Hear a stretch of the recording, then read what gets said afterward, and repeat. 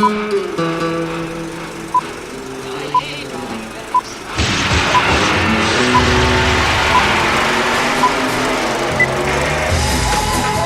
to the Reviews Without Remorse podcast with Joe and Dave.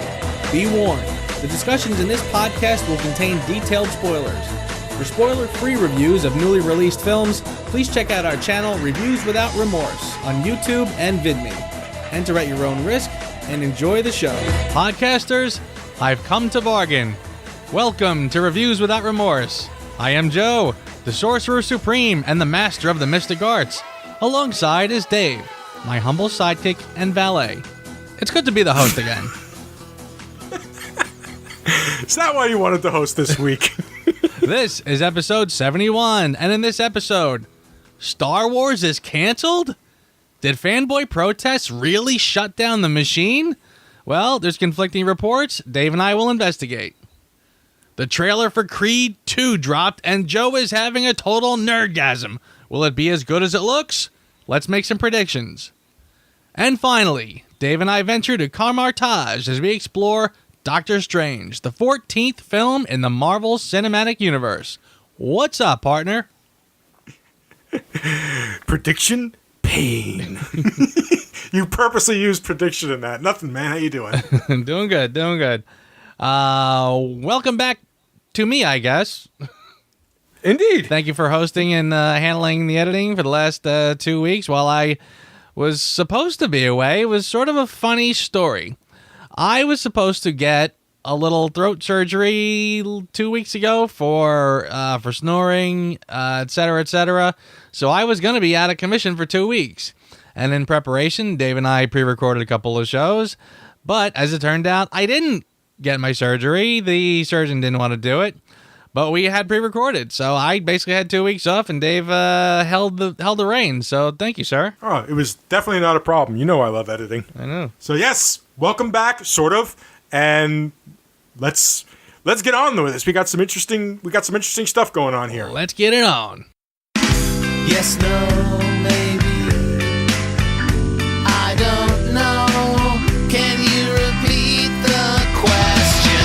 You're not the boss of me now. So, Star Wars shut down. The fanboys took their balls and gone home, and like I said, it depends on who you ask, because the rumor was out and it ran with a lot of steam. And then, of course, Lucasfilm kind of went, no, we're not shutting down anything. If I had to take a guess, I would say both are pretty true. Yeah, the original story came from Collider. It said that the spin-offs, the Star Wars spin-offs, were put on hold after Solo: A Star Wars Story didn't meet its box office expectations. And shortly after, like within the last day or two, there was an announcement from Lucasfilm. They told ABC News, by the way, since Lucasfilm is owned by Disney and Disney owns ABC, you've got a little inbreeding kind of thing going on here with that. Oh, good point. That's a whole other story. Says that there are still now this is the quote, there are still multiple Star Wars films currently in development that have not been officially announced. These projects are moving forward separate from the already announced Star Wars trilogy being overseen by The Last Jedi director Rian Johnson and another series of movies from Game of Thrones producers David Benioff and D.B. Weiss. Now, what's missing from this picture? Didn't they, just before Solo release, say that James Mangold was doing a Boba Fett movie? Yes. Yes, they did. Yeah, they made kind of a big deal about that, and you and I kind of seemed, we kind of felt like, you know what? We could like this. We could like this a lot. And now, all of a sudden, that's on hold. Okay. I also didn't hear the Jon Favreau series. Yes. Well, this is talking about films. Strictly mostly, films, but okay. Yeah, but still, you know, the supposedly Favreau's working on a series. There should still be kind of like a positive development with that. I don't know. I kind of feel like what you said is correct. That both are true. That they're definitely reevaluating. They're not fast tracking as much as they were. I think that they're going to be extremely. My personal opinion is I think the Han Solo quote unquote backlash, and I did air quotes there, ladies and gentlemen. The quote unquote Han Solo backlash which Han Solo didn't deserve, it was actually a fine movie, is almost counterintuitive. Because now I can almost see the argument being made of, well, we gave the fans a male Star Wars protagonist. We didn't make a big deal about, the diversity and stuff like that, and look what happens. We didn't make money. Let's try it my way. Let's try it Last Jedi way. Well, let's hope not. Boy, that's chilling. Actually, that put a little chill down my spine. If there's any truth to that. I've been saying for ages. I said since Last Jedi. I said there will be a course correction. I said I guarantee there will absolutely positively be some sort of a pause and a regrouping and a possible course correction.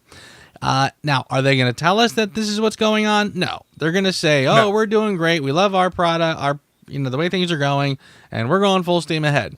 But I believe that they're probably doing something behind the scenes to regroup and just sort of refocus and make a new plan of attack. Doesn't mean they're going to cancel everything. Doesn't mean they're going to change everything. But I do. There's no you can't not do a course correct. I mean, again, Disney spent billions to get this license to be able to do Star Wars films. They are not going to sit there and lose money. So something is going on. But again, ain't nobody going to stop making Star Wars movies. Anybody who's got that is not going to go, let's give up this whole Star Wars thing. No. They're going to keep on making movies. They're just going to try to figure out how to go about it. Yep. Although I apologize for my glass half empty view, but Hollywood traditionally learns the wrong lessons from both success and failures. Very true. Very true. And this is it's a very weird group of people that they have making these Star Wars movies. So yeah, I could see them living in their little, rose-colored glasses and saying, oh, just like you said, oh, look what happens when we don't put a strong female lead. It gets rejected. Let's double down and do that. You're right. It could very well be. But again, I'm hoping that smarter heads are kind of stepping in and saying, Kathleen and friends, you've been running the clubhouse long enough. It's time for somebody else to step in and make some sense of what's going on here. One can only hope, man. I don't know. I don't really have a lot of hope. There's not a lot of hope to be had. I mean, again, Episode 9 is done. There's nothing. The 7 and 8 make the strangest set of films I can recall. One is nothing but promises of things to come. The second is the rejection of the promises of things to come. And now we're looking at the conclusion of the story that, as far as I'm concerned, never really got off the ground. So again, I mean, that's done. What they can do with these little offshoot films, I don't know. And frankly, I keep... Where's the Kenobi movie? I keep saying to myself, is that out? Is it like, are they doing it or not? Because every time I turn around, there's some sort of announcement, and then there's then nothing, and then we are. Then nothing. I don't know. So again, they're not going to stop making Star Wars movies. It's just a matter of are they going to course correct or not? Who knows? We'll find out soon enough. I mean, what do we got? Another year until episode 10 or whatever. What number is it up to? 9. 9? Episode 9. Another year until episode 9. Yeah. So okay.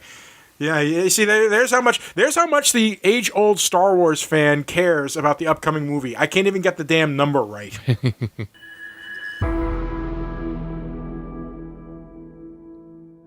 In the ring, you got rules. Outside, we got nothing. Life hits you with all these cheap shots. People like me, we live in the past. You got people that need you now. You got everything to lose. This guy's got nothing to lose. I ain't got a choice. That's the same thing your father said, and he died right here in my hands. Listen to me, this guy is dangerous. But you don't think I could beat him? I got loyalty. I was afraid I couldn't live up to these expectations. I got loyalty inside my DNA. You don't think you got your validation? I got loyalty inside my DNA. That song is stuck in my freaking head, man. It was catchy. It was catchy. But catchy song aside, wow. Right? I mean, I knew it was going to be at least okay. I was a little worried that Coogler wasn't coming back to direct or anything like that.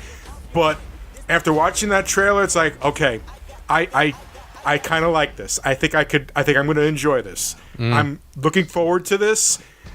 I'm a little concerned about the scarcity of Rocky in the trailer. And now I know this is Adonis Creed's story, the wonderful Michael B. Jordan and his wife Bianca, the wonderful Tess Thompson. I know it's supposed to be their story, but there's a shot in the trailer where you see that he's walking to the ring, and there he is, dead center, of the camera, and he's surrounded by his no Rocky in that picture. Not in the background, nothing. And that's, considering the history of the Rocky movies, that's concerning to me. Yeah, you know what? You could be onto something. That his part in this may be a little more than a glorified cameo. I mean, maybe they are really trying to sort of hand off the baton and let this be Michael B. Jordan's film, which I'm fine with. Which I would be fine with. I just would be very upset to finally lose Rocky Balboa. I agree. I completely agree. And yeah, and frankly, especially given the material with this one, given the subject matter, I feel like it's very clearly Rocky has a part in the story. So I'm hoping they don't totally brush him off. Maybe it's part of the plot. Maybe he won't train him. Maybe he's still, scared because of what happened to Apollo when he fought Ivan Drago. Yeah. Maybe that's part of the plot. Sure. I can see that being part of the plot. Very much so. And I mean, this story is about history repeating itself. And Rocky's, in the trailer, he says that's exactly what your father said right before he died in my arms. And so maybe he is going to step away. Listen, I tell you what, again, when they first announced that they were actually going to do Creed 2, first of all, let's go back. Rocky 6. Oh, this is never going to work. Boom, home run. Creed. Oh, no, don't do this. You had a hit with Rocky Balboa. Don't rest. Boom, home run. Once again, I heard they were going to bring in Ivan Drago's son. I was like, oh, no, no, this is where they're going to ruin it. I saw the trailer. All my fears completely away.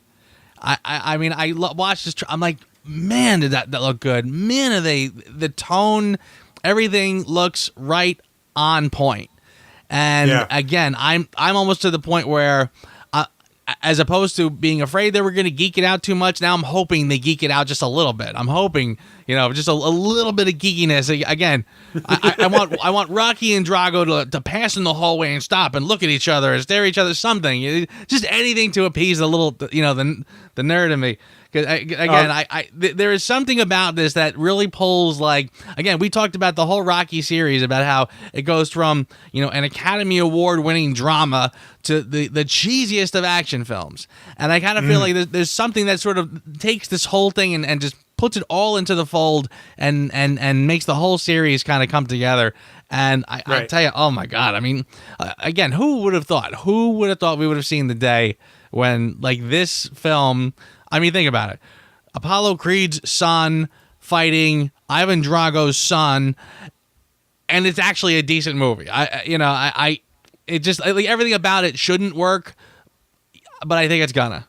So, I agree with you. I really, really hope so. I'm hopeful. I really, really am hopeful, and I refuse to believe that there is not one scene where Dolph Lundgren and Sylvester Stallone do meet. Don't tell me that there's not a single scene like that. There is totally going to be a scene like that. You can't. I hope. You can't not. You can't not. I agree. You can't not.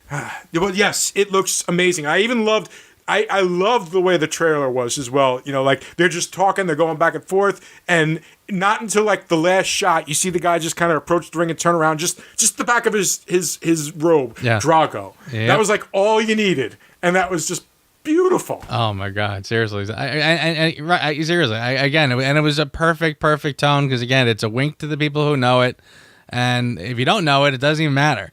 It's just you know, it looks like a great film, and that's it. But yeah, but if you know the story, oh my God, forget it. I mean, seriously, I know where I'm going to be that day. Me too. I might go. I might actually take that Friday off. We're going to work late. Yeah, right. Doctor Strange, you think you know how the world works? What if I told you the reality you know is one of many? This doesn't make any sense. Not everything does. Not everything has to. While on a journey of physical and spiritual healing, a brilliant neurosurgeon is drawn into the world of the mystic arts. Written by Joe Spates, Scott Derrickson, and C. Robert Cargill, based on characters created by Steve Ditko and Stan Lee, directed by Scott Derrickson, Marvel's Doctor Strange. The D-list Marvel character that knocked down the A-list DC characters. It is still amazing to me that this movie made more at the box office than Justice League. Right? Seriously. Okay? But, I mean, first of all, it's a better movie. And in fact, even on this subsequent viewing that I did prior to the show, I'm still amazed by how enjoyable the movie is to me. I really like this movie a lot more so. I mean, I wasn't a big Doctor Strange fan when he was in the comics or anything like that. I found all that mystic mumbo jumbo to be kind of just and so on and so forth.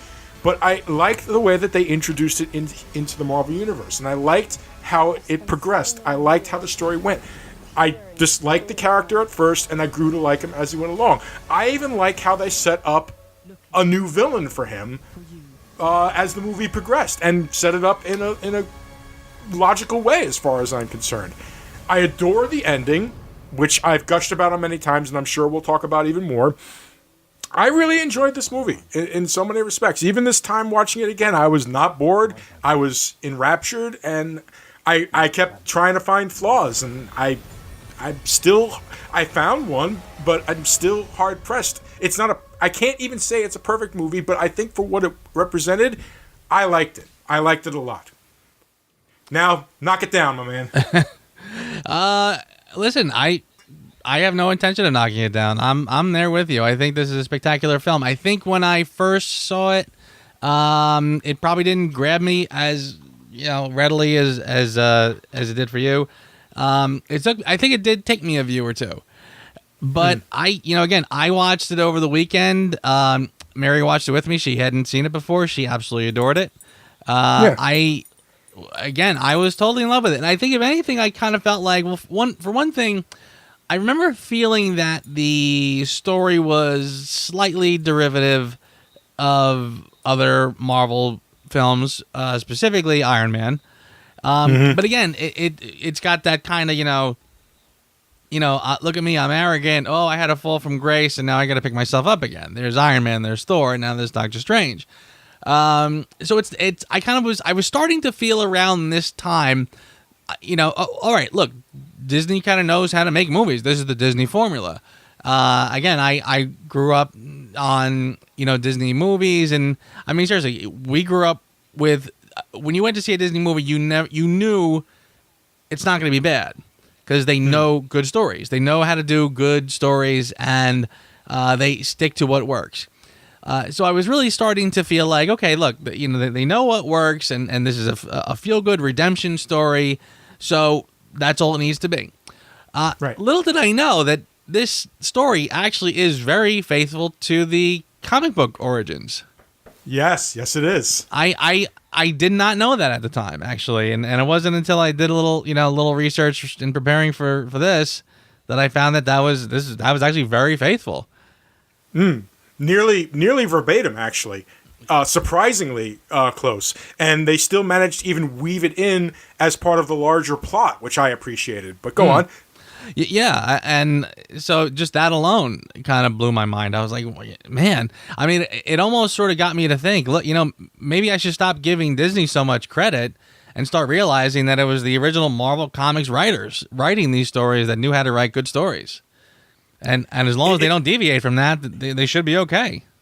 Yeah, I completely agree with that. Stan Lee, you'll notice that in the opening, in the credits of the movie, you'll see it says based on characters created by Stan Lee and Steve Ditko. Mm-hmm.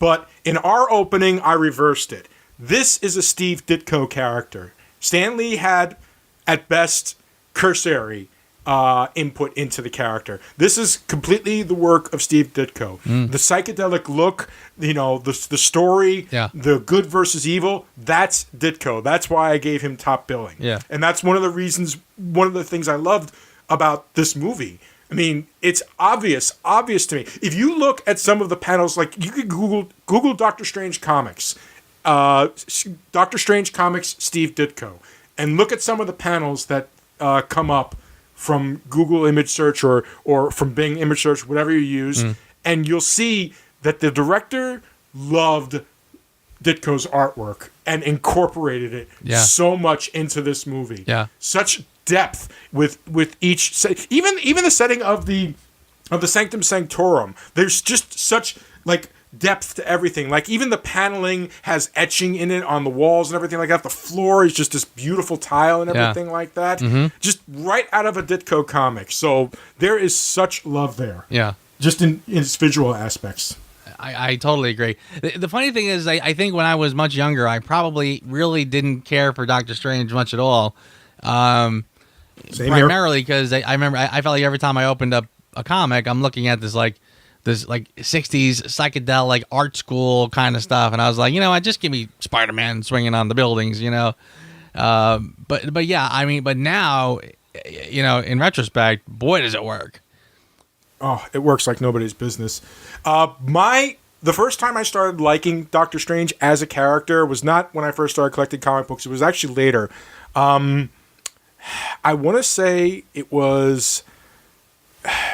Christ, I don't remember. I can't think of the guy's name right now, but I'll look it up later. But a writer, a relatively big writer, Bendis, I think it was Bendis that actually did it, came up with this idea of leaders of various factions in the Marvel Universe being part of a group that helped guide and control the things that were going on.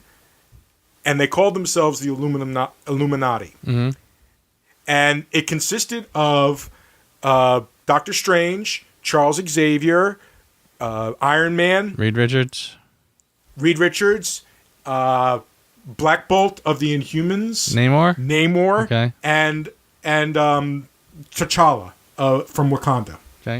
Okay. It consisted of all them. Now, T'Challa basically said, you know what, screw you guys. I'm not going to be part of this. I'm going to worry about Wakanda. If world problems happen, I'll be there, but Wakanda's my priority. And he bolts out, leaving the 6 that we have remaining. And one of the story elements they did was each member of the Illuminati became a holder of one of the Infinity Stones. Okay. Okay. And this was the first time I really started liking Doctor Strange as a character. And... here, and the funny part is the Doctor Strange that's the character from the comic book actually doesn't appear until Avengers Infinity War. This is Doctor Strange in training. But seeing where he was at the end of this movie, seeing where he goes to in Infinity War, to me is a logical progression. And between this movie and Infinity War, I want to go back and read some of the original Doctor Stranges now. I kind of feel like I shortchanged myself because I was looking for action and stuff like that. And there's a whole metaphysical level here that I really enjoy about the character. That it's not always about the bombast and the fame. Sometimes it's about the little things in life that you do that make the biggest difference. What seems like the smallest sacrifice is actually what makes the big difference and leads into that ending, which we'll get to. And now I've teased it twice, so I've got to stop. I now love the character, and if I see his comic books, I'll actually take a look and a read.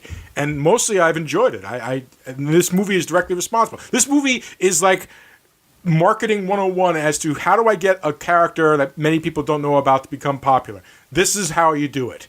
You make the character interesting. You put them through an interesting arc. You make them believable. You get good actors, and we got to give Cumberbatch some credit here. Maybe his American accent wasn't always correct, and I will never forgive the Honest Trailer guys for pointing out that sometimes his American accent sounds like Alan Rickman's attempt at an American accent from Die Hard, because they're totally right. And once you hear it, it never goes away.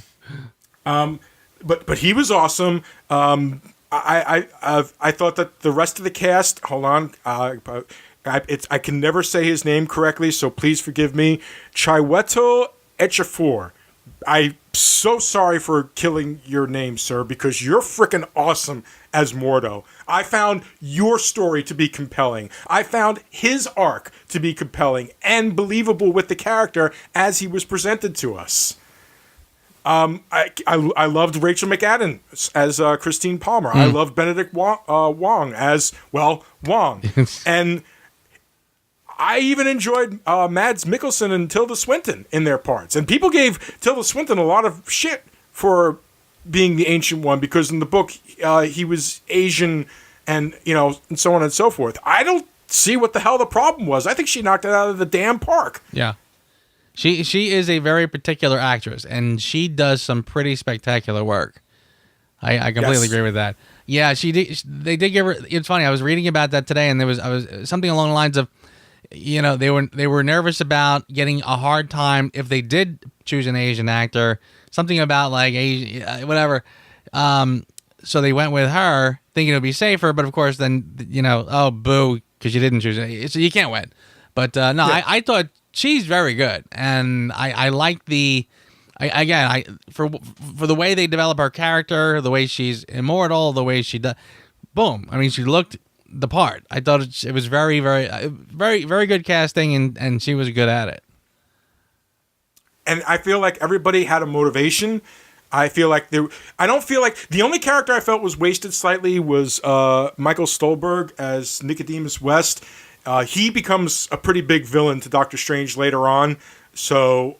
But I couldn't necessarily blame them. Somebody had to get the shaft, so Dr. West wound up being just kind of the brunt of the joke for a couple of scenes. But I can't complain about any of the casting. Once again, Sarah Lynn Haley, the one who I gave my for your consideration after Infinity War, she does it again. She cast perfectly with these parts, as far as I'm concerned. They all fit. They have great chemistry. I mean, even the silly stuff, like that whole, are you new to Carmitage, Mr. Doctor? Mr. Doctor. Yeah. It's strange. Who am I to judge? Right. That was funny. Yeah. Just saying it sounds silly, but damn it, Cumberbatch and Mikkelsen, they made it work, and they made it work really, really nice. Mm. I totally agree. I tell you what, if there's one thing that if I could find one problem with Cumberbatch as Doctor Strange, it's this. I also would have seen him as Namor. So there was a part of me that was, again, these are very particular, I think it would be very hard to cast for those parts, and I think Namor would be even trickier. So there was a part of me that was like, maybe they should have just held out for Namor for him. They would have had to build him up a little bit, but he could do it. Oh, he would have been an awesome Namor. Yeah. Unfortunately, Namor's got a rights issues with Universal right now. That's the only reason why they haven't introduced the character. And it's funny, too, because they were going to. I remember even seeing a logo way back. I think even one of our very first podcasts, I think it hit the cutting room floor, actually, but we talked about Namor as something that they had announced. But then it just went away, so I'm kind of glad that we didn't cut it, that we cut it. So am I. But I remember they tried, but I guess that got tangled up. But hey, so we have a really good Doctor Strange, and again, that is another part that I think would have been very hard to cast. Agreed. Originally, they were going to go with oh goodness, what was his name? Was it Gyllenhaal? No. Damn it. No, it was Gyllenhaal. I think it was Jake Gyllenhaal at one point, and no. Yeah, no. He's good, You know, but no. You're not not Doctor Stephen Strange, Strange, yeah, sir. no. Yeah, absolutely not. No, It's like nothing against you, man. I've enjoyed some of the stuff that you've done, but no. I'm very, very, very glad. I'm very, very glad that it went that way. Yeah. Well, let's talk a little bit about about what we got here. But now, basically, this is your basic origin story, and it takes a while to actually get rolling. In fact, by my mark, he doesn't even arrive at Carmitage until around the 33-minute mark of the movie, and this is only a 2-hour movie. So they spent a good portion of time building up the character of Doctor Strange. They give him like maybe 10 to 15 minutes, starting off with showing who he is, that he's a neurosurgeon, into the accident, into the recovery, into his desperation, and then finally finding Pangborn, and finally making it to Carmitage, where it really starts getting, well, strange. Yeah. And it's funny, honestly, I would not have guessed that, because honestly, I felt that everything seemed to move at a pretty good pace. You know, like it didn't linger at all. There was a beat, you know, every so often. So yeah, I kind of surprises me that you say that, but I believe it. I totally agree that I think it was very worthwhile to work on that character and really kind of cement him in as, I mean, you had to sort of paint him as a very stubborn person, a very thick-headed person, you know, and you can't do that quickly. You have to establish that. You know what I mean? Yeah. You have to establish that he is smart. You have to establish that he's brilliant. You have to establish that he's a bit of an ass. And you have to believe that his fall from grace is enough to erase some of those habits of his. Because when you're at the top of the food chain, man, if you get knocked down to the bottom, it's not an easy task to build yourself back up again into a decent human being. And the fact that they do it in this movie, I find amazing. I felt his transformation from an arrogant, you know, no-nonsense person to truly just wanting to do what's right was a great... I mean, at the beginning of the movie, he wouldn't even take certain people. It's like, oh, a 64-year-old woman, it's like, ruined my perfect record? No. Yeah. And even Pangborn at one point mentions to him, yeah, I came to your office, you turned me away. Yeah. And he's like, no, because, you know, there was nothing I could do. So I like that now, by the end of it, it's no longer simply about, you know, the greatest fame. It's about the greater purpose. And I kind of feel like I can't believe I'm going to say this. I kind of feel like, you know, part of the ending, that realization of what he has to do is part of that journey. And I think it's part of an amazing journey. And I really, really like this movie even more. And I feel like this is like my third or fourth time seeing it. And even when I was watching it again, it's like, damn it, just the action is nice.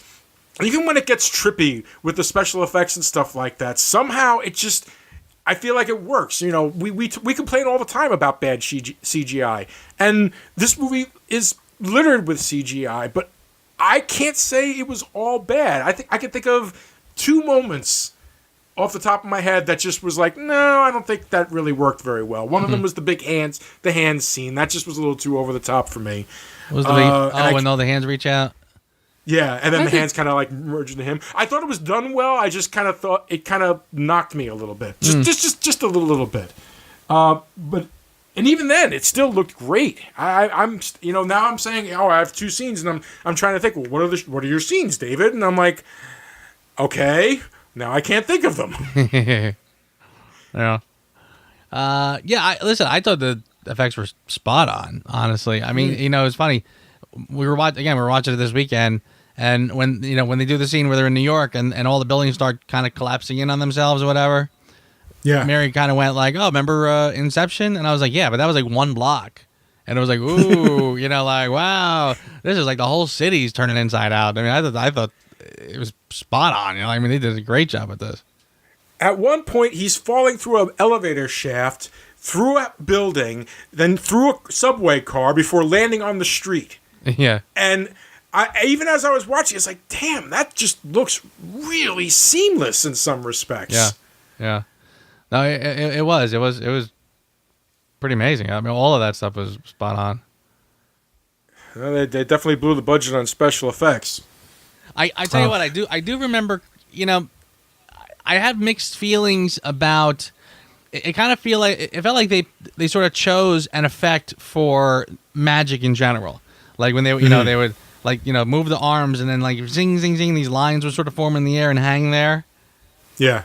And I think when I first saw it, I remember kind of going like, wow, that's really sort of cutting edge. And then now as I watch it, I was like, okay. And I kind of felt like it's kind of seemed like that was their answer for everything. Was like every spell I do sort of takes the form of these, like, you know, designs in air that are glowing. Yeah. It was okay. It was good. I mean, it's not a big knock, but again, I kind of felt like it was almost like that was of all the creativity and the things that were happening in this film, they seemed to just pick that and settle on it, where it was like these like sparks in the air and everything, and it was okay. It was good. It's very in line with how he's presented in the comics. Normally, his hands kind of like look like they're like encased in a glowing ball. Yeah. And this is kind of like their kind of take on it, I suppose. I'll agree with that. Yeah. I mean, visually it was pretty interesting. Yeah, you're right. I mean, they do. I've seen him like making the sort of Spider-Man hands with with the glowing. Yeah. Right. Yeah. That's definitely the Doctor Strange move, and everything is with the M. Yeah. In fact, I think there was actually a comic one time where Spider-Man and Doctor Strange were talking, and he's like, "When you do your magic spells, do you make this symbol? Do you do it like this?" And he's like, "Yeah, I do." And he's like, "What do you think that means?" I don't know. That's funny. The answer is it's the letter M in sign language, ladies and gentlemen. You know, M for Marvel. Oh, it's clever. Yeah, isn't that clever? Isn't that clever? All right, so Doctor Strange, he gets his mystical powers. He starts learning his mystical powers, but it's slow moving because, of course, with all the hand motions, his hands are destroyed. His hands were gnarlily destroyed in that car accident. Oh, and by the way, I appreciated the last end credit just before the last end scene where it says, "Distracted driving causes accidents. Don't text and drive." It's like, that's the PSA. I think the movie already proved that PSA there, ladies and gentlemen. Yeah. But yes, his hands are ruined, and he's trying everything, and he's going broke, and he can't be a neurosurgeon anymore. And he finds out about Pangborn. Pangborn tells him about Carmitage. So with the last of his money, he goes to Nepal. Baron Mordo finds him because he's asking people Carmitage. Do you know where Carmitage is? Gets mugged. Mordo saves him, and then finally we meet the Ancient One. And they kind of did a fake out with that, which I kind of appreciated. You know, had Master Hanso being sitting there, and he's like, "Hello, Ancient One," and everything like that. It turns out she's the one pouring the tea. Right. I kind of dug that. And then we get our first, I guess you can say, our first acid trip. Because, man, that was just some serious imagination going on there. Go ahead. No, you're right. I mean, totally. And it was great, too, because, again, it was smart the way they did it, because it was a nice, at that point, you know, again, we haven't seen anything really over-the-top spectacular, and just as things are like getting a little quiet, boom, there's that. And it just basically knocks him out of his body. Yeah. I mean, it was awesome. And I mean, again, I love the whole, you know, I remember, it's one of the things about the Doctor Strange comics that I do remember was always, it was the astral plane and the astral projection or whatever. So as soon as they did that, I was like, oh, there it is. It was cool. And again, a great effect, by the way, when she just knocks him out and he's sort of floating and the body's kind of slowly falling over. Oh, yeah. I love the little details of that, too, because if you watch it, it's like she knocks him, he flies back, everything goes into slow motion, and if you look, you see Mordo just kind of calmly walking over to him to catch his body so he doesn't fall while he's in the astral plane. Yep. I love the little details like that. Even during the big astral fight that they have in the hospital while Christina's trying to save his life. Right. And every once in a while they'd hit something and something would just kind of jar. They'd land on his body, and, you know, little things like that I love. Like they're fighting in the damn hallway and they knock a whole bunch of condiments off of the vending machine, and West sees that and he's like, oh, just goes back and grabs the stuff that falls out, because that's what you do. Yep. If a second one falls out of the vending machine, you grab it. Of course. That was actually a great scene too. And by the way, when he finally leaves, when he vanishes, and they're in the broom closet, he vanishes, and all of a sudden she turns around and the broom falls over and hits the ground. And she screams.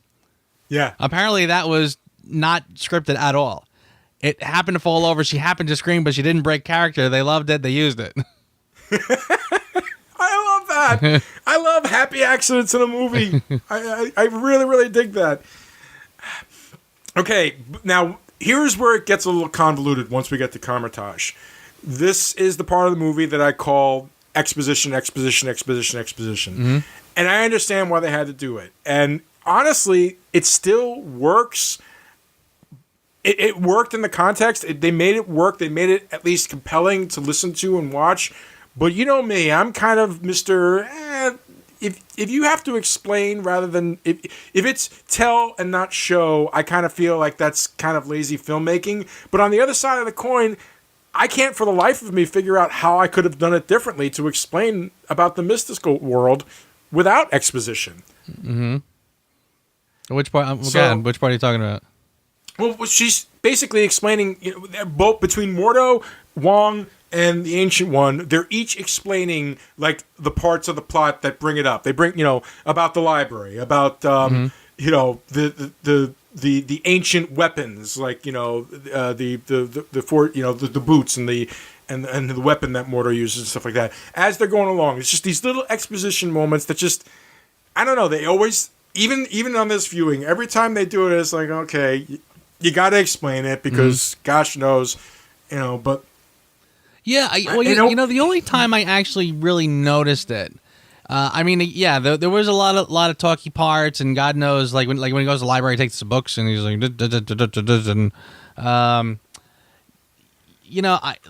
says about the last guy who took the last librarian's head, yada yada. That all got a little talky right there. The only time I think it kind of stuck out for me was when there was a shot where Mordo and Doctor Strange are fighting. They're training. Yeah, they're sparring. Yeah, they're sparring. They're sparring each other, and there's a lot of talk about the bad guy and what's his deal and what happened to him and yada. That is where I kind of noticed it a little bit, and I kind of felt like, well, you could have handled that other places too. But then again, I think there was probably an element where they probably said, by the way, we should be teaching him some martial arts too. That's one of his gifts. That's one of Doctor Strange's things. So we need some martial arts training, and as long as we're going to do that, we need to put some talkie in here too. So I guess maybe they were figuring, well, we'll kill two birds with one stone, I suppose. But yeah, that was the only part where I noticed it really got a little too exposition-y. Yeah.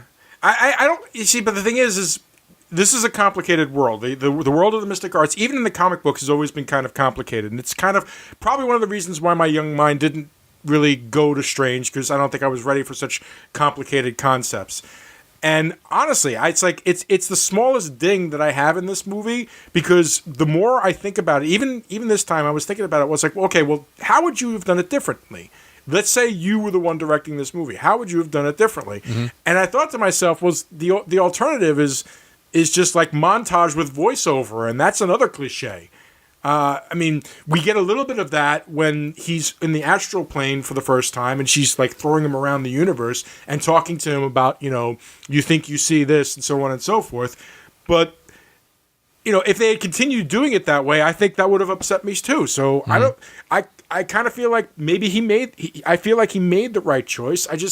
I wish I could imaginatively come up with a different way that I would have done it. I would have liked to have seen Caecilius's motivations rather than hear about them.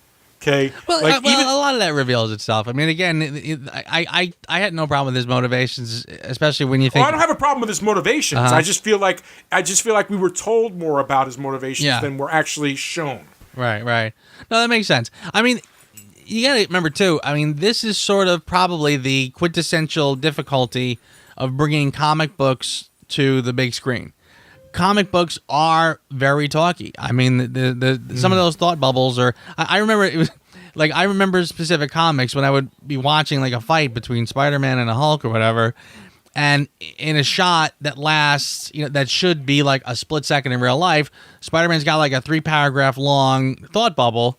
And I'm like, wait a minute. So yeah, I mean, there was a lot of dialogue in comics. So, even Spider-Man, again, a guy who just talks to himself all the time in the comics, how do you or thinks to himself, I suppose. How do you translate that to the big screen? So yeah, that is the inherent problem, I suppose. But I would not pick on this movie for that, though. I definitely think that they did the best they could with, trying to get as much out and on paper. I mean, again, not only are you introducing a character, you're introducing a whole concept, like a whole universe of ideas, really, through this character. So, I mean, they really do get a lot done in a short frame of time. I gonna agree with you completely. It truly is. It's amazing, frankly, that they managed to. And honestly, like I said, it made me more interested in the character of Doctor Strange, because when I would see him in crossovers and stuff like that, this guy goes ship shap shippity zap and magic, whatever. Yeah. But the concept of the multiverse, Dormammu. I mean, Dormammu I had heard about before, but it's just I feel like it came across well, and I think like it definitely informed and made the character as exciting as he was in Infinity War. I mean, you gotta wonder, man, that's a far way to go. Somebody came up with the theory, because people were like, how is it that Doctor Strange goes from trainee to being able to almost single-handedly fight Thanos? And somebody actually came up with the theory that the end scene that happens basically takes place over thousands of years before Dormammu finally relents. And in that time, he just gets stronger and stronger, and like more practice as he goes along. Okay, interesting. I don't know if I buy that theory necessarily, but I frankly, well, first of all, I don't think he really did much of anything with Dormammu except hello, dead, hello, dead, hello. So I don't know if he had a whole lot of time to practice things, but hey, but I did like. I remember having this conversation when we talked about this in your top 10. And you made the point, there was a great shot of him, his body sleeping, but his astral projection is sitting there reading.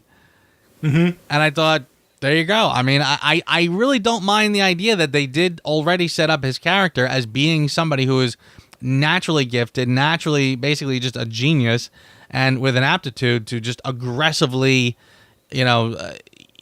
study and eat up as much knowledge as he possibly can. Yep. So if anybody could do this, it's him. So I thought it worked. I mean, and frankly, if you think about it, I sort of had a different take on the Doctor Strange versus Thanos thing, because honestly, I sort of look back at Infinity Wars now and feel like, well, aren't there a lot of things he could have done at this point? Like, I mean, again, he made Loki just vanish, and probably could have just kept him on vanishing endlessly if he felt like it in Ragnarok. I kind of felt like there's probably more that he could have done in Infinity War, frankly.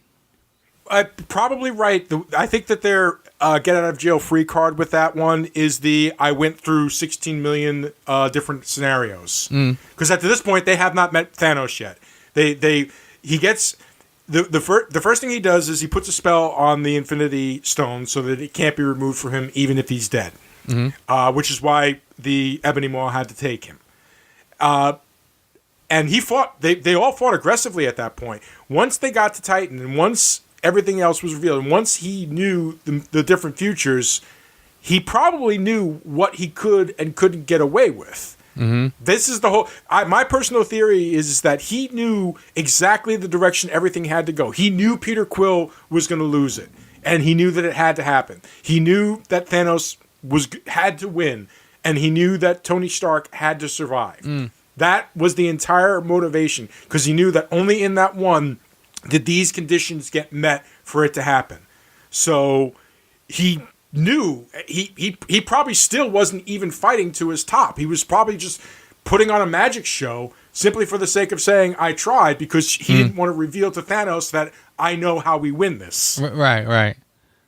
That's how I interpreted it. Because like one of the people complained about, man, they used the sling ring thing to cut off the Cull Obsidian's hand in New York in that one scene. Why couldn't they have just cut the Infinity Gauntlet off of Thanos? And my response to that is like, because they probably one of the failed futures, they tried that and it didn't work. Mm-hmm. Fair enough. All right, I'll buy that. Yeah, that's how I'm looking at it. I mean, God, I need to see Infinity War again. Me too. I hope that's out by the end of the year. I'm sure it will be. Actually, they already said that it's supposed to come out either August or September. Okay, very good. All right, so here, one or two things that I did not like about the film, or I just found a little confusing. Okay. I kind of found that the death of the Ancient One was okay, because again, it's one of those where people are falling and flying all over the place and landing on their feet and doing whatever, but now suddenly she gets hurt, so she falls and actually really does fall. Not a big problem, but just kind of one of those things I kind of go, oh, okay. I see what you're talking about. I guess it depends upon what that stabby thing does when it wounds. It probably was just enough of a wound and it looked painful. I mean, it hit her in a damn painful spot. Yeah, it did. And actually, I do like the way that happened, because I guess there was more of a, like, if she saw it coming, she would have deflected it, but she never would have thought that he would have stabbed through his own guy to get to her. Yeah, so that was kind of a cheap shot, and that's how we got her. So I thought that was pretty good. So yeah, that was okay. I could see what you're talking about. I didn't think of it that way. I thought of it as like they had demonstrated that before Strange could get his mojo going, he could barely move his hands and everything like that. But then as the movie progresses, he's moving his hands like fluidly, not even thinking about the pain in his hands. Yeah. But I just imagined that she was in a lot of pain at the time and couldn't focus. That's how I took it. Yeah, no, I'll buy that. Incidentally, but the part where he's sort of running around and it's like he's got the two fingers up and the other hand is making the circle. He keeps trying to make the portal, so he's basically running around, two fingers up in the hand. It's like I'm watching a guy running around, patting his head and rubbing his stomach at the same time. It was almost like, how do you do that without moving both hands? I don't know. I can't do that. I can't do that. No, I can't. That freaks me out when I try. Mm-hmm. And what was the other scene? Well, I was debating on saving this for my my Who Asked You, but I have something else. I still sort of say that the look of Dormammu was a little. I thought that could have been done a little bit better. Mm-hmm. I considering what Dormammu really looks like, I'm kind of okay with the compromise, I guess you could call it. I'm kind of okay with it. I kind of feel like after Ragnarok, like even the opening of Ragnarok and the big guy with the horns and everything, like just I kind of felt like even something closer to that would have been okay. I guess Dormammu was basically like he's a big fireball with eyes or something. Pretty much, big. His head's always on fire. Yeah. I mean, I just sort of I feel like there probably was more. If I was the director and they came to me with this, I'd have been like, okay, I like where you're headed. Keep going. Just keep going, because we're not quite there yet. And, wasn't terrible, but I just kind of felt like of all of it, like everything else in the film I thought looked pretty spot on. I mean, there wasn't really much that I thought looked a little too cartoony or silly or CGI. And this, not sure. I feel like we've probably seen a lot of things like this, and I feel like we probably could have got it a little bit better. Maybe. I kind of feel like they were trying to play like a middle ground since this was the introduction to Doctor Strange. I can't fault you on that particular thought either, man. I kind of missed his flaming head as well. So I mean, that's just me. Yeah, I mean, I see where they were going, but could have done a little bit better.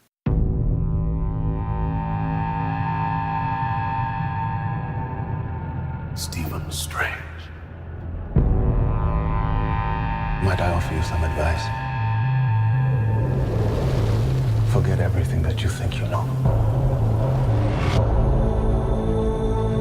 Doctor Strange, 2016. Out of 10.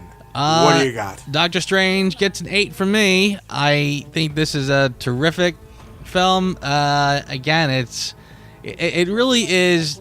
I have to say it. I mean, for a guy who was like a D-list Marvel comic, again, it was another one where, again, when they announced it, I was like, wow, they're really gonna do that, huh? And I just felt like they can't do that. But boy, did they pull it off. And again, they know how to tell a competent. The fact that they keep it so close to the origins of the comics blows my mind, and can keep it modern and keep it, just the good storytelling techniques. A story about, being able to come back from being knocked down. Love it, absolutely love it, and they really did a great job with it. I mean, the scene at the end where time is kind of going backwards and they're fighting with the time going backwards in the middle of all. It's like that was damn really good, well done, very creative. I mean, again, it was almost like, how could you even keep track of what's happening right there? But they do.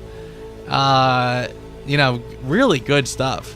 So again, I'm just wildly impressed with it, frankly, and I just can't believe what a good job they did. So yeah, I'm gonna give it an 8.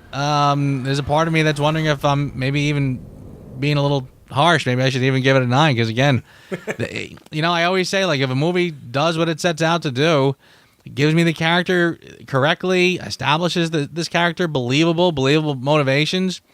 Very good. So yeah, I'm gonna give it an 8. And they even got his costume right. They even got the costume right again. What do I always say? What's my bugaboo? Get the costume right. Costume. Yep. For real estate, it's location. For Joe and comic book movies, it's costume. It really is. You get the costume right, you're halfway home. I guarantee it. I did give it a 9. Okay. I was completely enamored by this movie, more so than I ever thought I was going to be. It made me interested in the character. It made me appreciate the character. It made me love the character even more in Infinity War than if he'd just been introduced at the beginning of Infinity War. Hint, hint, DC. Oh, you want me to feel bad for the Cyborg character if you give him a 5-minute introduction? Didn't work. Yeah. The effects are beautiful. The actors really, really act their their heart out for all the scenes. I found myself moved by the scene where she's talking to Strange in her astral form just before she dies, and the way she's kind of frozen everything. I dug that. Yes. I really, really did. Great. With time almost standing still, that was a great shot too. The lightning slowly moving across the sky. Good stuff. Beautiful, beautiful stuff. Her, basically apologizing for the mistakes that she made. Just wonderful acting, wonderful interaction between the cast, great special effects. I want to give it up to you know what? Screw it. I'm calling him by his character's name because I'm not going to insult him anymore. I want to give it up to Mordo, because as compelled as I was by the story of Strange, I found myself almost as fascinated by Mordo. And when the end credit happens, it just made it even more satisfying. And I felt like, yes, that's a logical progression. And what a great way to have an origin for both the hero and the villain at the same time. Because Mordo is one of Strange's biggest villains in the comic books. Okay. So I really, really enjoyed that. I'm more than happy to give him props for that. And I could easily watch this movie. Just about all the Marvel movies I can easily rewatch. And I had a lot of fun with this movie, and who's going to complain about that? I agree. I agree with you 100%, although I'm going to jump right into my Who Asked You, because you will probably be a little surprised. Uh-oh, here it comes. I didn't like the twist with Mordo, frankly. No! I loved it! You know what? Maybe I need to watch it again, and I just kind of felt like, probably because I liked his character so much in the beginning, there was no hint, I thought, that he was going to go down a different path. He was for a hero to just kind of swap and become a villain. For him to, it was almost like I didn't mind it at the end when he just kind of said, you know what, this is not what I thought it was, and I'm going to take my ball and go home. He packed it up and he left, and I was like, all right. I mean, I get that he's disappointed. I get that he was disappointed in the Sorcerer Supreme because of, you know, she was feeding off the dark magic, and okay. But I didn't think it was that much of a something that should totally turn his character around to the point where now he's a full-blown villain and going to go and find some random dude and just do something mean to him because that's what bad guys do. Like I said, my take on it just kind of, it felt wrong to me. I didn't really kind of get it. My take on that was he's not trying to kill Pangborn. That wasn't what that was about. Right. He as far as he's concerned, magic is unnatural because it comes from the Dark Realm. He didn't think it was from the Dark Realm. Once he realized it was, he then considered it to be an unnatural thing and an unhealthy way to truly save the world. So now he wants to rid the world of sorcerers and return that energy back to the dark world. This is going to be his motivation. I guarantee when Doctor Strange 2 comes out, that's going to be his motivation. It's about and like Thanos in a weird way is going to kind of prove his point once that the smoke from all that clears. It's going to be like you're telling me that, you know, when we lost the Sorcerer Supreme, we had this guy come down. You know, you're telling me that all this dark energy doesn't attract that type of thing to this world? No, screw that. I'm sending it all back, and I'm going to go back and take it from every single person I can find. Okay.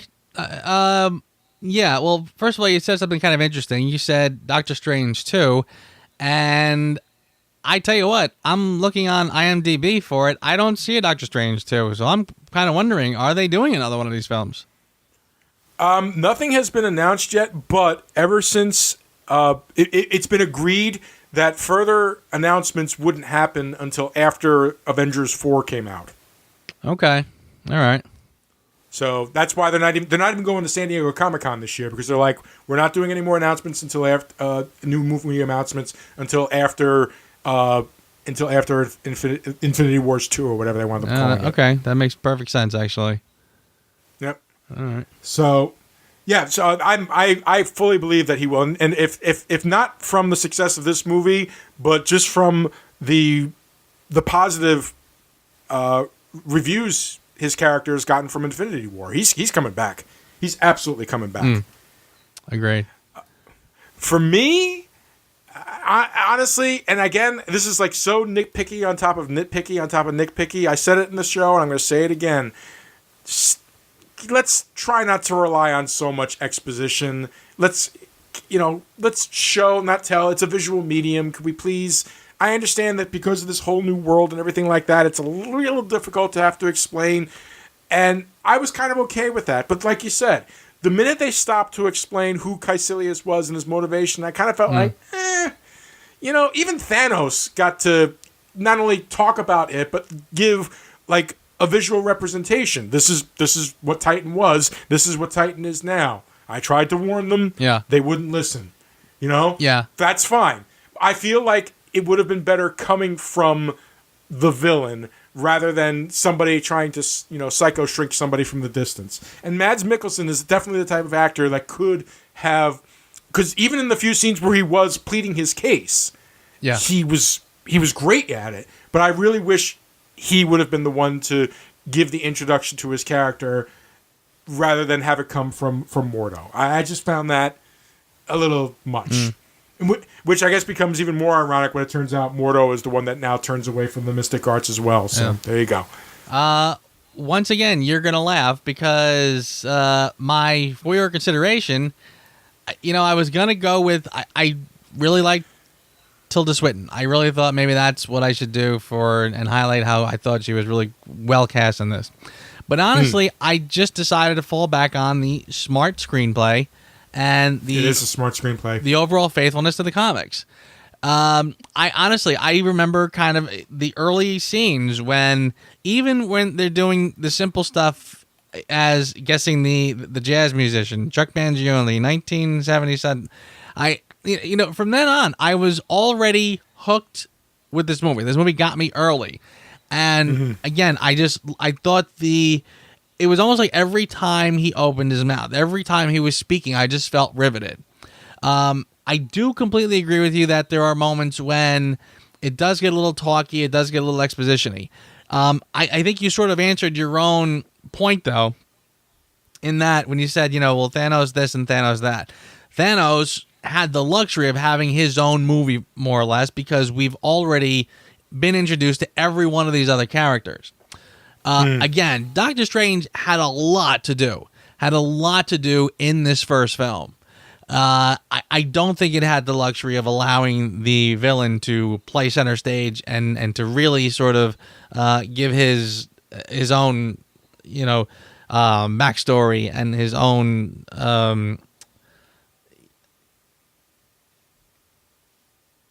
drive and motivation. Thank you. Motivation. Yeah. So yeah, I again, as much as I'm not disagreeing with anything you're saying, I do think that the film, for lack of a better way to say it, I don't know if it had much choice. There was a lot it had to do in this film, and I think they did it pretty successfully. So there you go. That's for your consideration. I thought the screenplay was pretty dynamite and smartly written. And again, I did not think they were going to get me with a character like Doctor Strange, but they did. For me, very simple. I've said it 1,000 times. Dormammu, I've come to bargain. When you're talking about a comic book movie, almost every movie ends with the big super duper action scene, the little light going up into the sky, the punchy kick, whatever you want to call it, stuff like that. And here, after a little bit of punchy kick, Strange realizes, you know what? There's always another way. He said it a couple of times in the movie. There's always another way. Let's try this. And he uses the time stone to basically trap Dormammu in a moment of time. Yeah.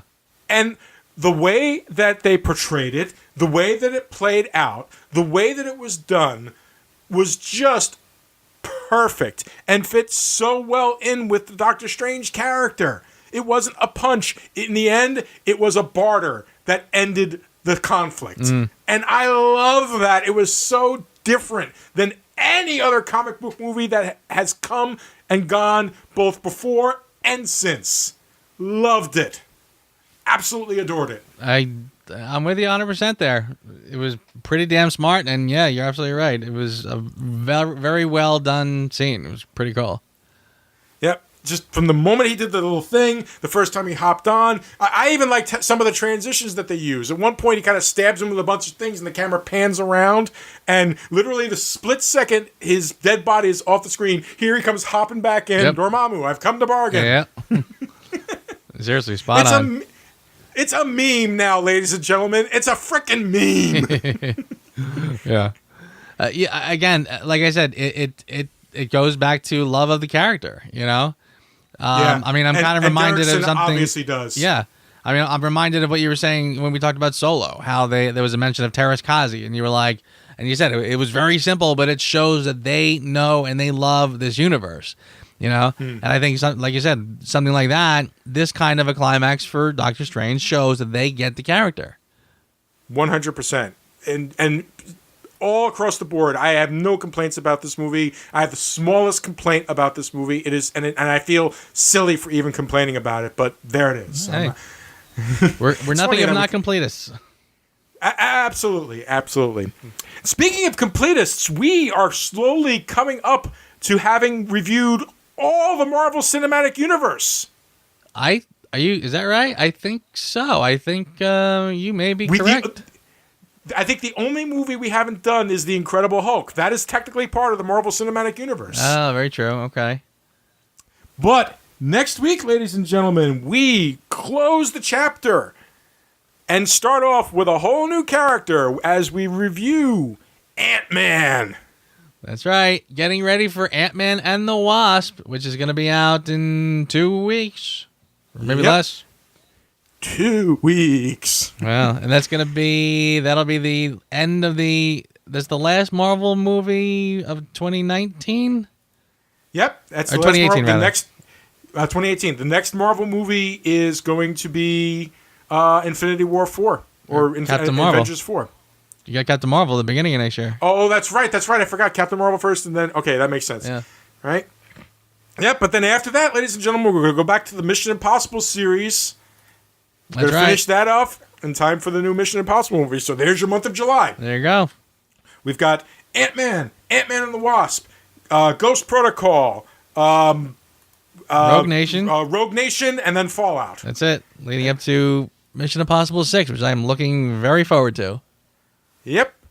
And then I guess, are we going to start? Well, you know what? We'll discuss it offline, but that's what we got going on coming up, ladies and gentlemen. So, Joe, thank you, sir. I was actually thinking that you and I were going to be in complete disagreement, and we had little disagreements, but nowhere near as much as I thought we were going to. I think we disagreed on a couple details, but overall, I'd say we were pretty much in agreement.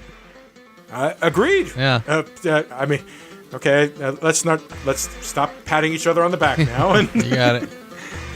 all right, and good night, ladies and gentlemen. See you next week. Thanks for listening to the Reviews Without Remorse podcast with Joe and Dave. Join us here every Thursday for a new episode. And be sure to check out the Reviews Without Remorse channel on YouTube and VidMe for spoiler-free reviews of new releases, as well as in-depth discussions of current and classic cinema.